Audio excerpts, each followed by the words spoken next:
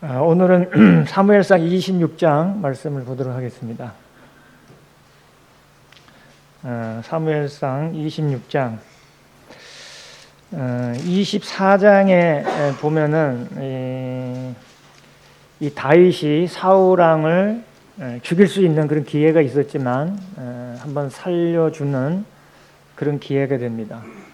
살려주는 거는 결국은 어찌됐든 사울 왕이 자기를 죽이려고 하는 그런 원수나 마찬가지지만 하나님이 기름 부은 자를 자기 손으로 죽일 수 없다고 하나님을 의지하는 그런 모습을 참 보게 됩니다. 그래서 죽이지 않고 24장에서는 옷자락만 살짝 베갖고 왔죠. 그죠? 근데 26장에 다시 한번 또 그런 일이 벌어지게 됩니다. 그래서 대부분 성경책 보면 서두에 그렇게 돼 있어요. 다윗이 또 사울을 살려주다 이렇게 돼 있죠. 대부분 그렇게 돼 있는데 이 내용을 통해서 오늘 주제 말씀은 어디에 있냐면 읽다 보니까 23절에 먼저 보시요. 26장 23절에 보시면 여호와께서 사람에게 그의 공의와 신실을 따라 갚으시리니 이는 여호와께서 오늘 왕을 내 손에 넘기셨으되 나는 손을 들어 여호와의 기름 부음을 받은 자 치기를 원하지 아니하였음이니이다. 그러니까 다윗은 끝까지 누구를 의지한 거죠? 하나님의 공의에 의지한 것을 참 보게 됩니다. 그래서 오늘 주제는 뭐냐면 그 23절 말씀처럼 공의와 신실을 따라 갚으시는 하나님. 공의와 신실을 따라 갚으시는 하나님. 우리가 대부분 하나님을 생각하면 사랑과 은혜만 많이 강조를 많이 하죠. 그죠? 사랑의 하나님이고 은혜의 하나님이라고 많이 하지만 하나님은 또 동등하게 심판의 하나님이세요. 그죠? 그게 바로 하나님의 공의입니다. 대부분 요즘에 이제 기독교에도 좀 이 설교들의 대부분이 보면 기복적인 거를 많이 해요. 그죠? 그러니까 사랑과 은혜는 많이 강조하지만 심판에 대해서 많이 이제 강조를 하지 않는 그런 성향들이 많이 있는데 물론 우리 모임에는 그렇지는 않아요. 그죠? 왜냐면 이 복음의 핵심은 사실은 뭐예요? 심판이 있다는 걸 알리는 거잖아요. 그죠? 심판이 없고 그 죄에 대한 어떠한 형벌이 없다 그러면 사실은 뭐 복음의 의미도 없어지는 거죠. 그래서 우리가 오늘 이제 이 공의에 신실하신 그런 하나님에 대해서 한번 생각해보는 시간을 갖도록 하겠습니다. 그래서 26장은 그 내용이 어떻게 되냐면 1절부터 12절까지는 사울의 진영에 이제 잔입을 하게 됩니다. 들어가게 되는 거죠. 그리고 이제 13절부터 16절까지는 이 사울의 용사 아브넬을 책망하는 다윗. 아브넬은 이 사울의 용사로서 어떻게 보면 목숨을 걸고라도 충성스럽게 사울을 지켜야 되죠. 그죠? 근데 그도 함께 잠이 들므로써 이 위험에 처했던 걸 보게 됩니다. 그래서 이 아브넬을 책망하는 다윗이 나오고 그다음 17절부터 마지막 25절까지는 사울에게 이제 항변을 하게 되죠. 다윗이 아직까지도 나를 쫓으십니까? 이 메추라기 사냥하는 자같이 또 벼룩을 수색하러 오셨나고 이렇게 또 항변을 하고 그리고 그 일에 대해서 사울이 답변하는 응답하는 그런 내용으로 이렇게 되어 있습니다. 그래서 아무튼 이 공의의 하나님은 뭐 이 사울도 마찬가지지만 이 사울의 불순종과 반역에 반드시 이제 심판을 하는데 이 다윗은 그 하나님의 공의에 맡겼던 것을 이제 보게 됩니다. 그래서 뭐 사무엘상 처음 할 때도 말씀드렸지만은 항상 이 사무엘상 전반에 흐르는 그 내용은 뭐냐면 사무엘상 2장 30절이죠. 2장 30절. 나를 존중하는 자는 내가 존중히 여기고 나를 멸시하는 자는 내가 경멸하리라 하는 말씀이 하나님의 공의의 말씀으로 계속 이 사무엘상 전반에 걸쳐서 주제를 다루고 있는 게 아닌가 이런 생각을 하게 됩니다. 아무튼 이 사랑과 은혜의 심판에 대해서 동등하게 공의를 행하시는 하나님. 그래서 이 공의라는 건 하나님의 속성이에요. 그죠? 그러니까 그분이 해야 되고 말아야 될 그게 아니라 이분은 그 자체의 속성을 가지고 있기 때문에 반드시 행해야 되는 거죠. 그래서 그나마 지금 물론 십자가의 공의를 통해서 우리에게 기회를 주시고 또 우리가 또 의로울 수 있는 이런 길로 인도하셨지만은 하나님의 공의는 여전히 남아 있어요. 그죠? 왜냐하면 하나님은 모든 사람 아니라 모든 세상을 반드시 심판해야 될 심판주의시기 때문에 그렇게 되는 거죠. 그래서 이 속성이 공의란 속성이 그 자체이기 때문에 주님 하나님 자체의 속성이기 때문에 행하지 않을 수가 없습니다. 우리가 그 부분을 시편에도 많이 나오고 있는데 직접 몇 군데를 한번 찾아보겠습니다. 손을 일단은 넣으시고 시편 7편을 한번 볼까요? 그러니까 시편을 쭉 읽다 보면은 하나님의 공의에 대한 부분들을 많이 말씀하고 있어요. 오늘 시편에 이제 여러 좀 몇 군데를 한번 찾아보겠는데 시편 7편 8절부터 볼까요? 여호와께서 만민에게 심판을 행하시오니 여호와여 나의 의와 나의 성실함을 따라 나를 심판하소서. 악인의 악을 끊고 의인을 세우소서. 의로우신 하나님이 사람의 마음과 양심을 감찰하시나이다. 그러니까 하나님의 의가 반드시 심판하게 돼 있는 거예요. 그죠? 그게 이제 공의죠. 10절에 보면 나의 방패는 마음이 정직한 자를 구원하시는 하나님께 있도다. 하나님의 의로우신 재판장이시며 매일 분노하시는 하나님이시로다. 하나님의 의로우신 재판장이시라고 분명히 말씀하고 있죠. 매일 분노하시는 하나님이시로다. 그러니까 하나님은 죄에 대해서는 반드시 판결을 하셔야 되는 거죠. 그게 이제 공의신데, 그래서 사람에게 요구하는 게 뭐냐? 12절. 사람이 회개하지 아니하면 그가 그의 칼을 가시며 그의 화를 이미 당겨 예비하셨도다. 이렇게 하나님의 공의에 대해서 분명히 말씀하고 있고, 그 뒤편으로 가서 시편 9편을 보겠습니다. 쭉 옆으로 쭉 보시면은 계속 공의에 대한 말씀이 많이 나와요. 시편 9편 7절에 보시면 여호와께서 영원히 앉으시며 심판을 위하여 보좌를 준비하셨도다. 심판을 위해서 보좌를 준비하셨다. 우리에게는 주님이 지금 어디에 계시죠? 영광 보좌 우편에 계시잖아요. 그죠? 그 보좌에 계신다는 자체가 뭐냐면 심판을 준비하신다는 거죠. 그리고 8절에 공의로 세계를 심판하시며 정직으로 만민에게 판결을 내리시리로다. 정직하게 만민의 판결을 내리시는 그 하나님만이 공의로 세상을 심판할 수 있는 자격이 됩니다. 세상에는 뭐 법정이 있어서 세상에 법정이 있어서 보면 어떤 판결을 보면은 참 우리가 상식적으로 생각하기에도 좀 부당한 그런 판결이 가끔씩 나오게 됩니다. 왜냐하면 사람들은 올바른 재판장이 될 수가 없어요. 그죠? 세상에는 그런 거예요.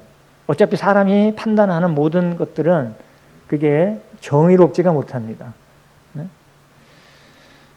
근데 하나님께서는 세상을 공의로 심판하시고 또 정직으로 만민에게 판결을 내리실 것을 말씀하고 있습니다. 그리고 신약에서도 한 군데 더 보겠습니다. 신약에 나중에 또 시편 또 있는데 신약에도 미리 한번 보시면 그 데살로니가 후서에 나오죠. 데살로니가 후서에 보면은 어떻게 최종적으로 판단하시냐면은 5절부터 볼까요? 데살로니가 후서 1장 5절부터 이는 하나님의 공의로운 심판의 표요 너희로 하여금 하나님의 나라에 합당한 자로 여김을 받게 하려 함이니 그 나라를 위하여 너희가 또한 고난을 받느니라. 우리가 세상에 여러 고난을 받고 하지만은 우리가 의지할 수 있는 것은 하나님의 공의로운 심판이라는 거죠. 그죠? 우리 세상에서는 많은 고난과 어려움들 당할 수 있어요. 그렇지만 거기에 대해서도 하나님이 공의롭게 판결하실 것을 말씀하고 있습니다. 그래서 거기 하나님의 공의로운 심판의 표라고 말씀하고 있죠. 그리고 6절에 너희로 환난을 받게 하는 자들에게는 환난으로 갚으시고 환난을 받는 너희에게는 우리와 함께 안식으로 갚으시는 것이 하나님의 공의시니, 이게 하나님의 공의가 어떤 것을 우리에게 우리 성도들에게 하나님의 공의가 어떤 것인 것을 분명히 말씀하고 있습니다. 그래서 세상에서 우리가 어떠한 대우와 대접을 받는다 하더라도 그것은 우리는 하나님께서 주님께서 우리에게 주실 공의로운 공의가 있기 때문에 우리가 그분을 의지할 수 있는 거죠. 하나님의 공의신이 주 예수께서 자기의 능력의 천사들과 함께 하늘로부터 불꽃 가운데 나타나실 때, 이게 8절에 참 중요한 거예요. 8절 9절이죠. 하나님을 모르는 자들과 우리 주 예수의 복음에 복종하지 않는 자들에게 형벌을 내리시리니 이런 자들은 주의 얼굴과 그의 힘의 영광을 떠나 영원한 멸망의 형벌을 받으리로다. 이게 마지막 하나님의 공의의 심판인 것을 엄정히 참 선언하는 그런 말씀인 것을 보게 됩니다. 우리 잘 아시지만 디모데전서 2장 4절은 뭐죠? 하나님 모든 사람이 구원을 받으며 진리에 이르기를 원하시니라. 그죠?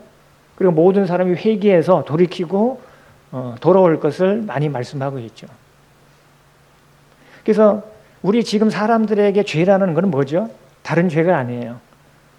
착한 일을 많이 하지 못하고, 뭐 많은 죄를 짓고, 많은 이런 세상의 죄들을 범하고 부도덕한 일을 행하고 이런 것들이 아니잖아요, 그죠? 지금의 이제 세상의 죄라는 것은 다른 거 없어요. 하나님을 믿지 않는 게 죄인 거잖아요, 그죠? 불신이. 그래서 하나님을 몰랐다고 할 수가 없어요. 8절에, 그죠?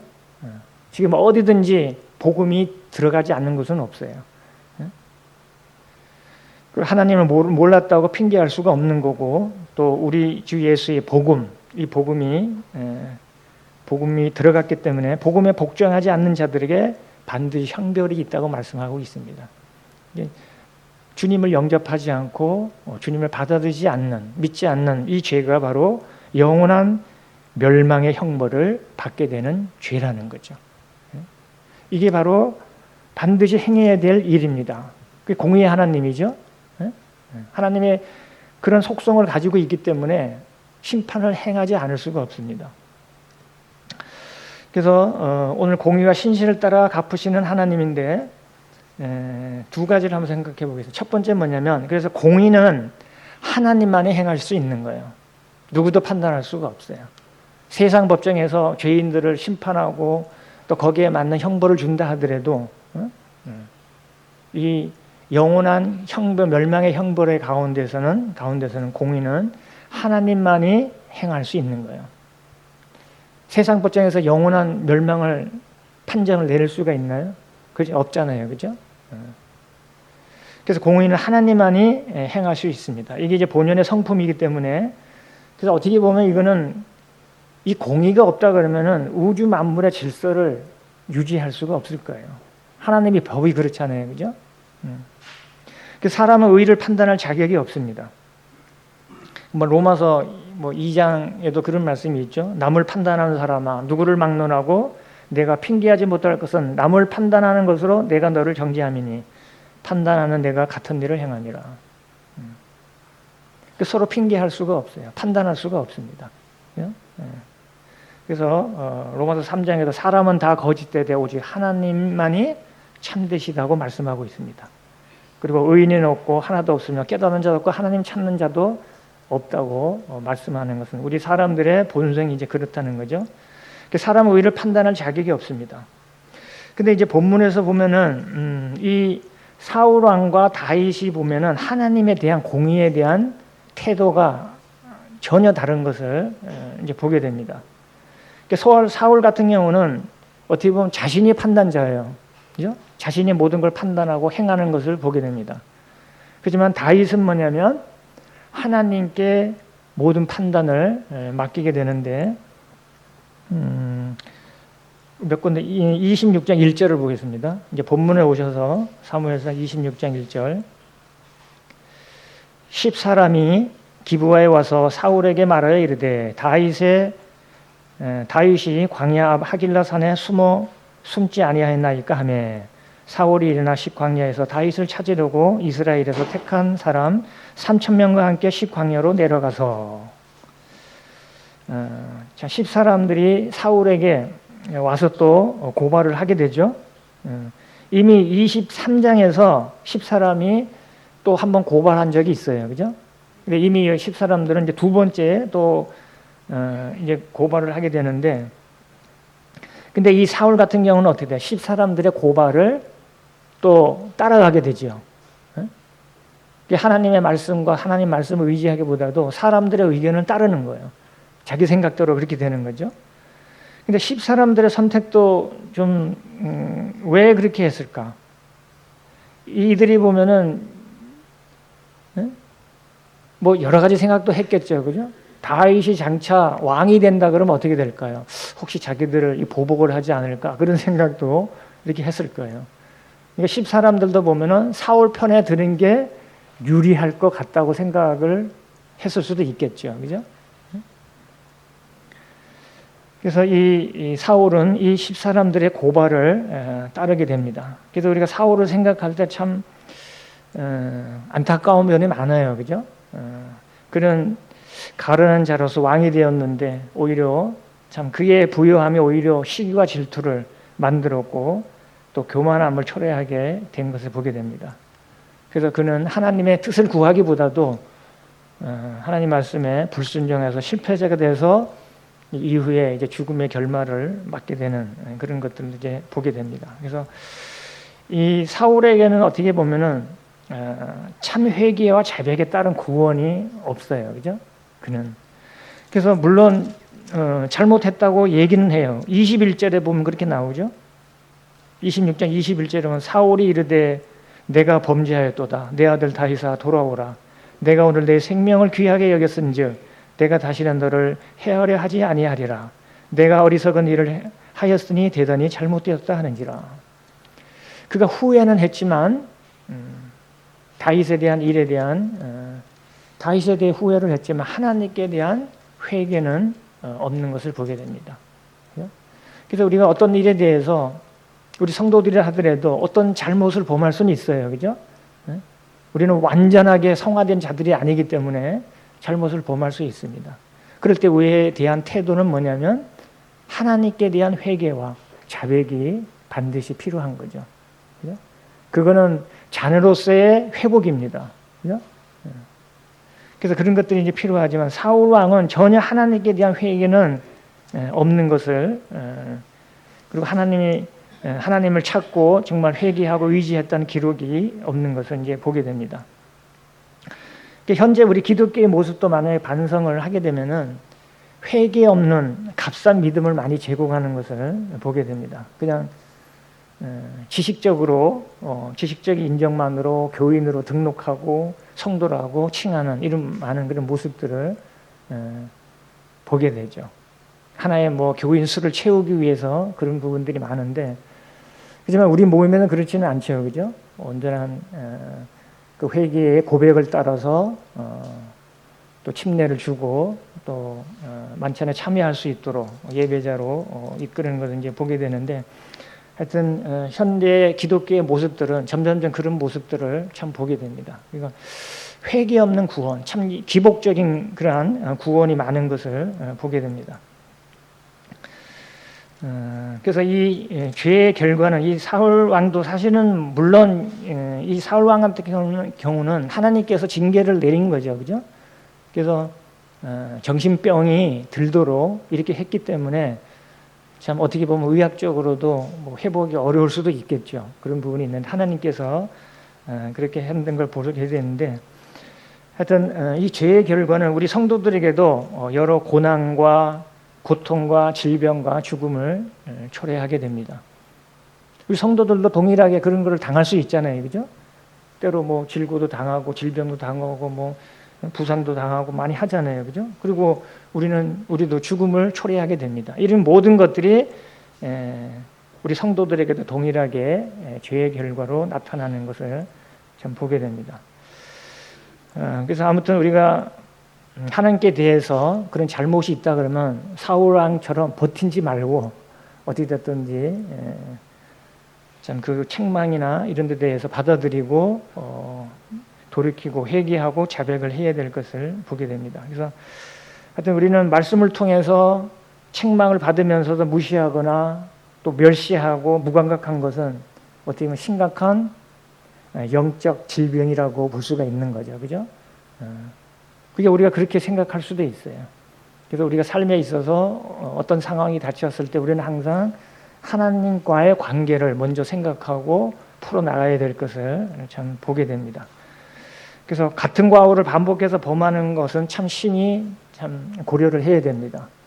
사울왕 같은 경우는 물론 정신병이 있다 하더라도 합리화돼서는 안 돼요. 그죠? 어떻게 됐든 간에 한 번 24장에 그런 일을 벌였는데도 26장에 와서 동일하게 또 사울을 죽이려고 하는 그러한 것들을 이제 보게 되는데, 뭐 잠언 29장 1절에 우리에게 잘 교훈하고 있습니다. 자주 책망을 받으면서도 목이 곧은 사람은 갑자기 패망을 당하고 피하지 못한다고 말씀하고 있어요. 그래서 우리가 어떤 일이 당했을 때는 우리가 하나님께 대해서 돌이켜야 될 것을 말씀하고 있는데, 우리 이제 자백이라 그러죠. 그죠? 자백이라는 게 요한일서 2장에 나오죠. 그죠? 1장에 나오죠. 요한일서 1장에 나오는데, 요한일서에 보면은 우리가 사귐을 잘 하려고 그러면은, 요한일서 내용이 그래요. 처음에 사귐에 대해서 나오죠. 그죠?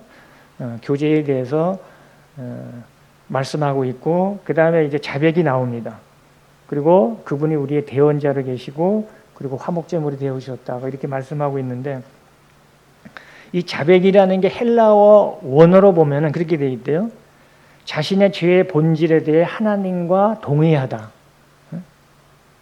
그러니까 자신의 이 죄의 본질에 대해서, 내 이 죄의 본질에 대해서 하나님과 동의하다는 그 의미가 바로 이 자백이 헬라어로 그런 원어로 자백이라고 이렇게 나와 있습니다. 그래서 이 사울왕에 대해서는 우리가 좀 안타깝지만 그는 하나님께 대한 돌이킴과 회개와 자백이 없었던 그런 부분을 보지만, 그러니까 하나님께 대한 공의의 태도가 올바르지 않잖아요. 그죠? 하나님이 정말 공의의 하나님을 안다 그러면은 자신의 삶을 돌아보고 이 일이 지금 행하고 있는 일이 옳은 것인가 한번 판단하고 돌이켜야 했지만 그렇지 않았죠. 오히려 하나님 말씀을 듣기 보고 따르기보다도, 하나님의 뜻을 따르기보다도 이 사람들의 의견을 그대로 따라서 이 다윗을 해치려고 했던 그런 것을 보게 됩니다. 그러나 다윗의 경우는 좀 다르죠. 그죠? 다윗은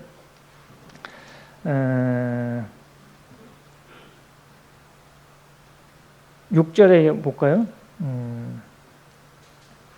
5절부터 보겠습니다. 26절 5절에 보면, 다윗이 일어나 사울이 진친 곳에 이르러 사울과 네레의 아들 군사령관 아브넬이 머무는 곳을 본즉 사울이 진영 가운데 누웠고 백성은 그를 눌러 진쳤더라.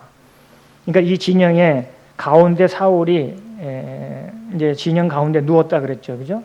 그리고 아브넬이 또 그 곁에 있었고, 근데 6절에 보면 이에 다윗이 햇사람 아히멜렉과 스루야의 아들 요압의 아우 아비새에게 물어 이르되 누가 나와 더불어 진영에 내려가서 사울에게 이르겠느냐 하니 아비새가 이르러 내가 함께 가겠나이다.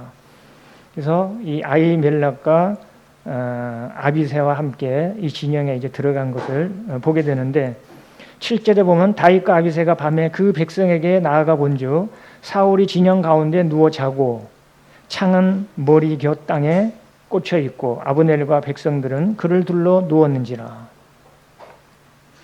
사울왕이 진영 가운데 누웠고 창이 머리 곁에 있다는 거죠. 꽂혀 있는데 언제든 유사시에 창을 들고 이제 행할 것을 이제 보게 되는데, 근데 8절에 보면은 이제 기회가 왔어요. 아비새가 그렇게 얘기합니다. 아비새가 다윗에게 이르되 하나님이 오늘 당신의 원수를 당신의 손에 넘기셨나이다. 그러므로 청하오니 내가 창으로 그를 찔러서 단번에 땅에 곱게 하소서. 내가 그를 2벌 찌를 것이 없으리다 하니. 아비새 같은 경우는 참 용사입니다. 그죠? 이 아비새가 누구냐면은 거기 요압의 아우라고 되어 있죠. 그죠? 스루야의 아들이라고 이렇게 되어 있습니다. 스루야는 누구냐면 다윗의 누이입니다. 다윗의 누이에 둘이 있는데 그 중에 이제 스루야가 있는데, 어떻게 보면은 다윗의 누이니까 사촌지간이죠, 그죠? 근데 요압이 있고 스루야의 아들이 요압이 맞이고 요압과 아비새가 있고 또 하나 아들이 있는데 누구냐? 아사헬이 있어요. 아사헬. 그러니까 아사헬은 나중에 이제 아브넬을 쫓다가 죽음을 당하게 됩니다. 이 위에 아브넬이 나오죠, 그죠? 이 아브넬은 누구냐면 5절에 보면 넬의 아들 군사령관 아브넬이라고 되어 있죠.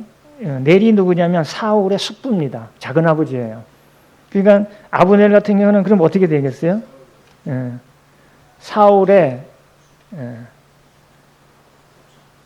사촌 동생이 되는 거죠, 그죠? 사울의. 왜냐면 작은 아버지 아들이니까, 그죠? 그렇게 되는 거죠. 그래서 어찌됐든 그냥 뭐 사울랑도 그렇고 다윗도 보면은 뭐 육신적인 그런 뭐 형제지간들이지만 사촌지간이지만 이런 군 사령관들로 임명하고 이렇게 했던 것을 보게 됩니다.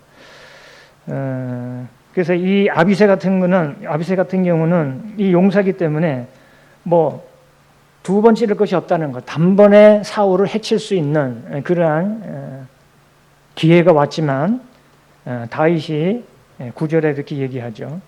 다윗이 아비새에게 이르되 죽이지 말라. 누구든지 손을 들어 여호와의 기름 부음 받은 자를 치면 죄가 없겠느냐 하고.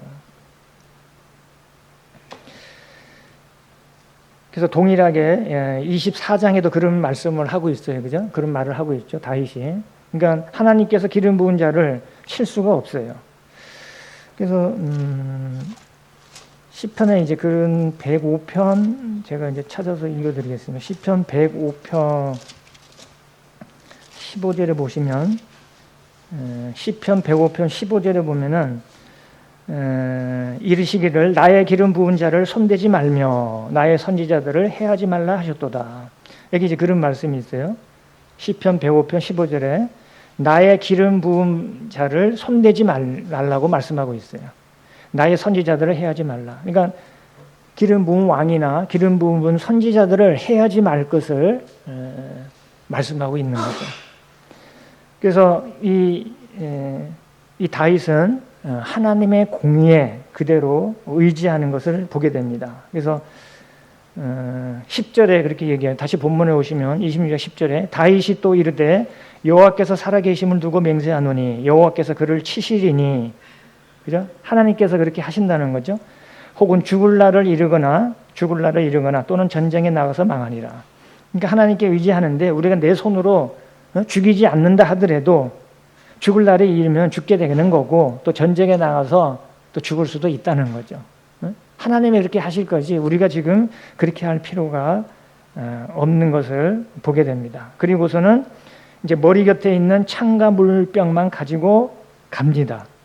근데 12절에 보면은 누가 가지고 가냐면 다윗이 사울의 머리 곁에서 창과 물병을 가지고 떠나가대. 아비새가 가지고 가지 않았어요. 그죠? 혹시 아비새에게 가져오라고 했을 때 혹시 마음이 변심해서 순식간에 또 이제 죽일 수도 있을 것 같아서 그렇게 얘기는 하고선 다윗이 직접 창과 물병을 가지고 나오게 됩니다. 그런데 물론 이 상황들을 하나님이 그렇게 인도하신 거예요. 왜냐하면 12절에 보면 가지고 갔지만 하반절에 보면은 중반절부터 아무도 보거나 눈치채지 못하고 깨어있는 사람도 없었으니 그 많은 병사들이 갔는데 3,000명이나 되는 사람이 거기에 갔는데 모두가 잠들었다는 게 참 쉽지가 않잖아요. 그죠? 3,000명이 지키고 가운데 이 사울왕이 누웠는데 어떻게 그렇게 될 수 있을까? 아무도 깨어있는 사람이 없고 근데 거기 보면 이는 여호와께서 그들을 깊이 잠들게 하셨으므로 그들이 다 잠들어 있었기 때문이었더라.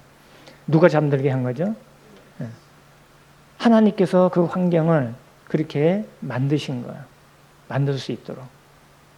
그러니까 이 다윗이 어떻게 보면 이런 걸 통해서 하나님을 의지하고 하나님을 배울 수 있는 그런 연단의 시간이 된 것 같아요. 한 번도 아니고 두 번씩이나, 그죠? 한 번은 우리가 이해 갈 수도 있어요. 그렇지만 두 번째도 그런 기회가 왔는데도 여전히 하나님을 의지한다는 것은 그가 하나님의 공의에 대해서 어떤 태도를 가지고 있느냐를 분명히 알고 있는 거죠. 그죠? 그러니까 이 공의의 하나님에 대한 태도가 사울왕의 태도와 다윗의 태도가 얼마나 극명하게 다른가 하는 것을 참 생각해 보게 됩니다.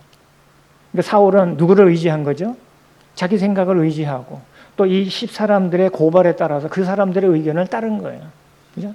철저하게 사람들의 의견을 따르고 자기 생각으로 그렇게 했던 걸 보게 됩니다. 하지만 이 다윗 왕은 자기의 목숨을 해치려고 하는 이 사울 왕을 제거할 수 있는 기회도 있었지만 그는 누구를 의지했냐면 끝까지 하나님의 공의를 의지했던 그런 모습을 참 보게 됩니다. 그죠? 그러니 다윗을 하나님이 뭐라고 평가하셨죠?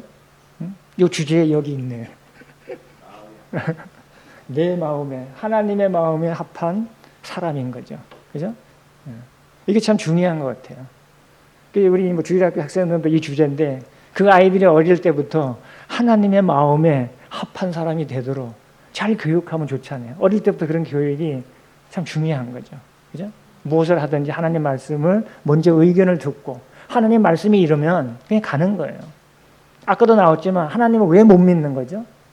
자기 생각이 우선이 되면 하나님을 믿을 수가 없어요. 내려놓고 하나님의 생각과 하나님의 뜻이 어떤 것을 먼저 우리는 우선순위로 해야 되는 거죠. 그죠?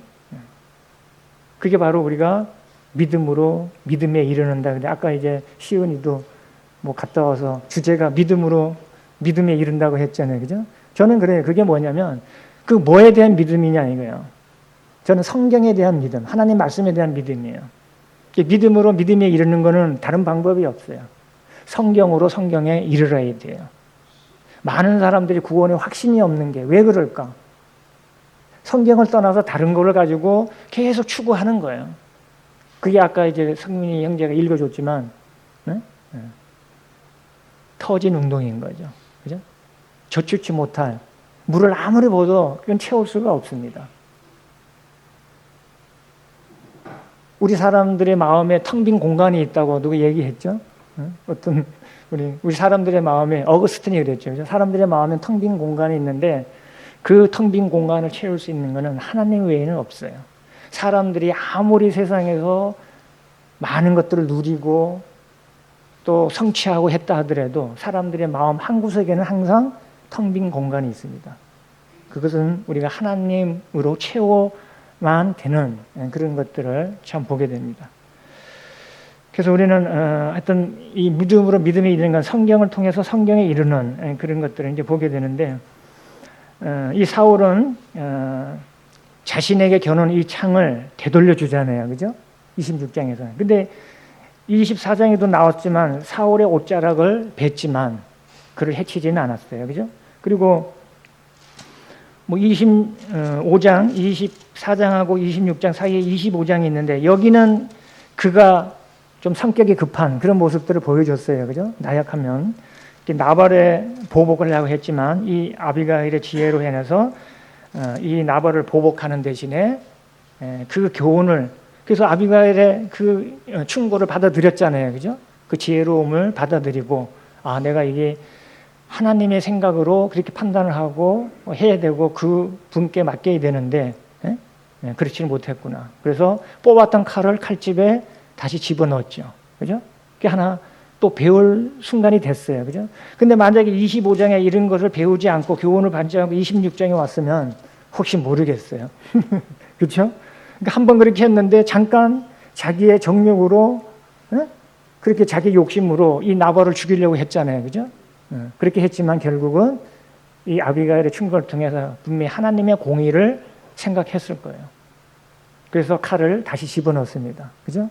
그래서 26장에 와서는 다시 그런 기회가 두 번째 기회가 왔지만 다시 거둘 수 있는 그런 것들을 보게 됩니다. 그래서 어떻게 보면 이 도피기관 중에도 하나님의 인품을 배우는 그런 연단의 시간이 되는 것을 이제 보게 됩니다. 그래서 하나님의 인내, 절제, 관용, 사랑, 공의, 그죠? 이런 것들이 다 하나님의 속성이면서 인품이죠, 그죠?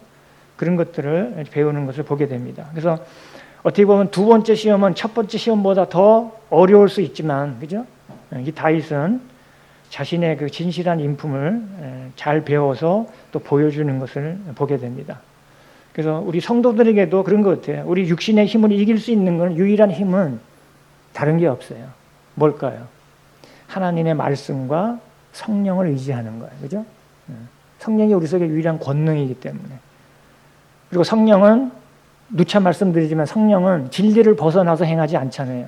항상 하나님의 말씀을 통해서 우리를 가르치고 인도하시기 때문에 우리 속에 계신 성령님을 의지하고 그리고 성령으로 기도하고 또 그분의 공의에 따라서 맡기고 하는 것들을 보게 됩니다. 그래서 우리 성도들이 육신의 힘을 이길 수 있는 이 유일한 힘은 바로 성령과 말씀 외에는 없음을 참 보게 되고, 그래서 갈라디아서 5장에도 뭐 누차 나오지만 너희는 성령을 따라 행하라 이렇게 말씀하고 있는 걸 보게 됩니다. 그래서 우리가 첫 번째는 뭐냐면 공의는 하나님만이 행하시는 거예요. 그죠? 누구도 행할 수 없습니다. 그 다음 이제 두 번째 또 생각해 보니까 뭐냐면은 모든 사람은 반드시 하나님의 공의가 필요하잖아요. 그죠?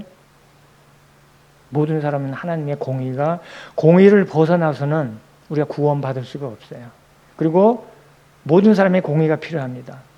그러니까 하나님의 공의를 통하지 않고는 누구든 천국에 들어갈 수가 없습니다. 그 얘기는 뭐냐면, 다시 말하면 누구든지 하나님이 공의를 정해놓으신 최고의 공의이신 십자가를 통과하지 않고는 천국에 들어갈 자가 없는 거예요. 그래서 우리에게는 십자가가 필요하고 복음이 필요한, 십자가의 도의 복음이 필요한 거죠. 그래서 모든 사람은 하나님의 공의를 필요로 합니다. 그래서 제가 한 가지 책 읽은 데서 조금 뭐 좀 참고되는 거를 좀 말씀드리면, 철저한 십자가라는 책이 있어요. 자매도 저번에 읽어보라고 먼저 읽었는데, 철저한 십자가라는 책이 있는데, 물론 토저가 지었는데, 거기 서문에 보면은 그 서문을 누가 썼냐면은 레비 제커라이스라는 분인데, 국제사역센터 총재인데, 그 사람이 모든 문제의 해답, 철저한 십자가를 붙들라고 말하고, 역사의 핵심은 십자가이다. 근데 핵심이라는 이 단어를 꼽았더라고요. 핵심이라는 영어 단어가 뭐냐면 크럭스예요. 크록스가 아니에요. 신발 일이 아니라 크럭스인데 CRUX입니다. 철자로 CRUX, 크럭스인데 이 크럭스가 뜻이 뭐냐면 핵심, 요점 이런 의미예요. 중심 이런 뜻이에요. 그래서 우리 문제의 핵심이라 그러면 더 크럭스 오브 더 매터, 이렇게 발음이 괜찮은지 모르는데 문제의 핵심, 또 상황의 핵심 하면은 더 크럭스 오브 더 시츄에이션, 이렇게 이제 상황의 핵심. 그래서 핵심에 보면 크럭스, 이게 뭐냐면 크럭스가 라틴어에서 유래했는데 그 뜻이 뭐냐면 크럭스가 십자가의 뜻입니다. 십자가는 라틴어로 크럭스가 십자가예요, 십자가. 그래서 모든 상황이나 모든 문제들의 핵심은 뭐냐면 바로 십자가에 있다는 거예요. 그 단어가 그렇게 유래된 거예요. 그래서 예수 그리스도 십자가가 진정으로 역사의 핵심이기 때문에 만일 십자가가 없다면 역사의 의미를 밝히는 것은 무의미하고 불가능하다고 말씀하고 있습니다. 거기서 그렇게 얘기하고 있어요. 그리고 또 한 가지 단어가 있는데 보면은 몹시 고통스러운 이런 의미가 있는데, 그게 뭐냐면 excruciating 이렇게 돼 있는데, 몹시 고통스러운, 이것도 마찬가지로 라틴어에서 유래한 단어인데 십자가로부터라는 의미가 있습니다. 십자가로부터라는 의미로 라틴어는 그런데 이게 영어로는 몹시 고통스러운. 그 안에도 보면 뭐가 있냐면 크룩스가 그 안에 들어 있어요. 크룩스가. 그러니까 익스라는 거는 바크로잖아요. 그죠? 익스. 그러니까 십자가 바크로 이렇게 됩니다. 익스 크로싱 에이팅 이렇게 되어 있어요. 그래서 우리 사람들의 어떤 체험 속에서도 시간과 공간을 초월해서 인간 마음의 깊은 상처에는 십자가의 역사적인 사건을 가지고 있다는 거예요. 그 고난을 가지고 있다는 그런 의미로서 그 단어에 표현하는 것을 보게 됩니다. 그래서 아무튼 우리가 십자가가 필요한 것은 바로 모든 사람이 반드시 하나님의 공의가 필요한 것을 보게 됩니다.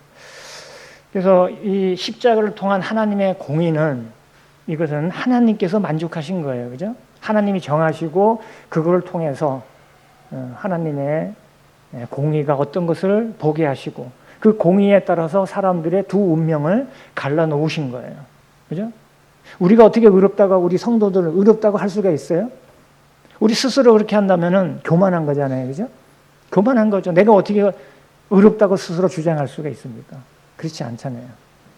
왜 그러냐면 우리는 십자가에서 주님께서 모든 공의를 이루어 주셨기 때문에 그런 거죠. 그죠?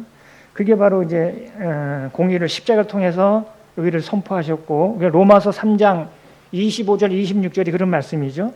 이 예수를 하나님이 그의 피로써 믿음으로 말미암아 화목제물로 세우셨으니 곧 이때 자기의 의로우심을 나타내서 자기도 의로우시며 또한 예수 믿는 자를 의롭다 하려 하시니라. 그죠? 일단 최고의 하나님의 공의는 십자가를 통해서 일단 완성을 하신 거예요. 그 십자가를 통해서 의롭다함을 받은 자들만이 천국에 들어갈 수 있는 거예요. 어떻게? 하나님이 하신 공의를 이루신 그 사실을 믿음을 통해서 그렇게 되는 거죠. 그죠? 믿음을 통해서. 은혜로 행하신 거예요. 우리가 의롭다 하신 것도 세 가지로 의롭다고 하는 건 말씀을 다 아시죠. 그죠? 은혜로 그렇게 하셨고, 그 증거로 피로 그렇게 하셨다고 말씀하고 있고, 우리의 수단과 도구인 믿음을 통해서 우리를 의롭다고 하셨습니다. 하나님이 그 모든 것을 은혜의 원칙과 방법으로 그렇게 하신 거예요. 그래서 주님께서 십자가에서 공의를 다 이루셨기 때문에 하나님께서 다 만족하신 거예요. 그래서 그것을 확신을 주시기 위해서 그래서 부활하신 거예요. 부활하시고 영광 보좌 앞에 계신 거죠. 그 자리는 우리는 이제 믿는 자들에게는 그 자리가 주님과 함께 영광 보좌의 우편에 함께 앉혀 있다고 말씀하고 있는 거죠. 존 넬슨 다비는 우리의 궁극적인 구원은 뭐냐면 우리가 주님과 함께 영광 보좌 우편에 앉아 있다는 그 신분, 그게 궁극적인 구원이라고 그렇게 말하고 있습니다. 그렇죠? 우리는 지금 여기에 지금 앉아 있지만은 우리의 신분은 어디에 있냐면 주님과 영광 우편에 함께 앉아 있는 거예요. 부활하신 주님, 영원히 살아계신 주님, 그 영광 보좌 앞에 함께 앉아 있는 신분이 바로 우리라는 거죠. 그게 다 어디에서 가능했냐면 십자가의 공의를 통해서 다 그렇게 해놓으신 거죠. 그래서 하나님은 가장 의로우신 재판장이십니다. 그래서 아까 시편 7편 읽어드렸죠. 하나님의 의로우신 재판장이시여 매일 분노하시는 하나님이셨다고 말씀하고 있는 거죠. 그리고 이 바울 같은 경우도 디모데 후서 마지막 유서와 같은 그러한 서신서에서도 디모데후서 4장 8절에 이제 후로는 나를 위하여 의의 면류관이 예비되었으므로 주 곧 의로우신 재판장이라고 말하고 있는 거죠. 그 나라 내게 주실 것이며 내게만 아니라 주의 나타나심을 사모하는 모든 자에게 되니라. 자기에만 의로운 재판장이 의의 면류관 주는 게 아니라 주의 나타나심을 사모하는 모든 자에게 그렇게 하시겠다고 말씀하고 있습니다. 이제 우리가 환난을 만나는 우리에게는 공의로 우리에게 안식으로 갚으시는 그런 주님인 것을 보게 됩니다. 그리고 이 모든 심판들을 이제 누구에게 맡겼죠? 주님이 그것을 다 이루셨기 때문에 아버지 성부 하나님은 아들 하나님에게 모든 심판을 맡기셨어요. 요한복음 5장에 그렇게 나오잖아요. 그죠? 요한복음 5장 21절에 보면 아버지께서 죽은 자들을 일으켜 살리신 같이 아들도 자기가 원하는 자들을 살리느니라. 아버지께서 아무도 심판하지 아니하시고 심판을 다 아들에게 맡기셨으니. 그분이 영광 보좌 우편에 계시잖아요. 그죠? 그 보좌는 물론 지금은 무엇을 하고 계시죠? 중보자로 계십니다. 대제사장으로 계시잖아요. 그죠? 중보자로 계십니다. 그렇지만 마지막 때 백보자에는 어떤 분이시죠? 심판하시는 분이에요. 그죠? 믿지 않는 모든 자들이 생명책이 기록되지 못한 자들은 다 불못에 던져지는, 그죠? 그곳에 심판하실 심판자로 계십니다. 그래서 심판을 다 아들에게 맡기셨으니 그리고 인자됨으로 말미암아 심판하는 권한을 주셨다고 말씀하고 있습니다. 그죠? 그래서 두 가지 말씀드렸어요. 그죠? 첫 번째 보면 이 공의는 하나님만이 행할 수 있는 거예요. 그죠? 누구도 판단할 수가 없습니다. 그리고 모든 사람은 반드시 하나님의 공의가 필요하다. 그러니까 예수 그리스도 십자가에 달리신 그분을 믿지 않으면 하나님의 공의의 심판이 영원한 멸망의 형벌을 받을 수밖에 없다는 거죠. 그런데 우리는 하나님의 공의로운 그 심판을 이미 우리는 주님과 함께 죽었잖아요. 그죠? 이미 우리는 받은 거야 마찬가지예요. 우리가 연합됐다는 게 그런 거예요. 하나님이 주님이 우리를 위해서 하신 모든 일들이 하나님의 심판을 다 함께 통과하고 우리는 의롭다함을 받은 그런 자들인 것을 말씀하고 있습니다. 그래서 이제 결론적으로 말씀드리면 하나님의 은혜와 사랑 못지않게 공의에 참 신실하신 분이에요, 그죠? 그래서 왜 우리가 복음을 전해야 되죠? 그분은 심판의 주이시기 때문에 우리가 전해야 되는 거죠. 그래서 다윗은 하나님의 공의를 온전히 의지하고 맡겼습니다. 그죠? 그래서 우리가 하나님의 최고의 공의와 그 핵심은 우리 십자가라는 진리를 우리 분명히 해야 돼요. 그래서 참 십자가의 도가 얼마나 우리에게 능력이고 하나님의 크신 능력인가 하는 부분을 우리는 생각을 해야 됩니다. 그래서 우리는 더욱 주님의 말씀과 진리의 성령을 의지하고 또 그분의 은혜와 사랑과 공의를 따라 사는 그런 우리가 되어야 되겠죠. 그래서 성도들의 공의는 십자가를 지나서 영광 보좌로 나아가서 상급의 심판대에서 우리는 받게 돼요. 그죠? 그렇게 됩니다. 그래서 우리 잘 아시는데 고린도 후서 5장 9절 10절 우리 지난 교리 공부 시간에 이렇게 했었는데 거기에 10가지 의미가 들어있었어요. 그죠? 그것만 한번 살펴보고 마치도록 하겠습니다. 고린도후서 5장 9절 한번 볼까요? 우리는 형벌의 심판은 아니지만 우리 성도들이 행한 데 대한 우리가 심판도 우리가 받게 되는데 고린도후서 5장 9절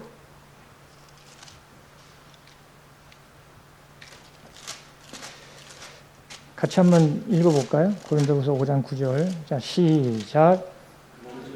우리는 몸으로 떠나든지 주를 기쁘시게 하는 자가 되기를 힘쓰노라. 이는 우리가 다 반드시 그리스도 심판대 앞에 나타나게 되어 각각 선악간에 그 몸으로 행한 것을 따라 받으려 함이라. 그러니까 특별히 10절 안에 여기 상급 심판의 원칙 10가지가 들어있어요. 10가지. 복습하는 의미에서 한번 볼까요? 우리가 이렇게 되어 있죠. 그죠? 이는 우리는 뭐예요? 성도적이라는 거예요. 그죠?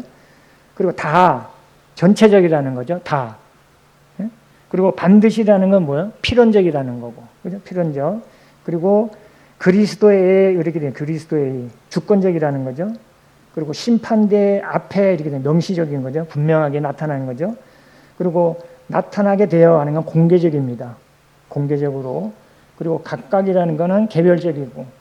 그리고 선악간에는 우리가 선악적으로 되어 있고, 그 다음에 그 몸으로 행한 것을 따라 이렇게 되죠. 행실적이라는 거죠. 그 몸으로 행한 것. 그리고 마지막에 받으려 함이라. 보상적이라는 거죠. 반드시 받게 되는. 그래서 이 짧은 한 구절이지만 이 안에 보면 우리 상급의 심판의 원칙의 10가지가 이 속에 들어있는 것을 보게 됩니다. 그래서 왜 이렇게 분명하게 말씀하냐 보면 우리에게는 확실하잖아요. 그죠? 하나님 말씀이 명확하다는 거죠.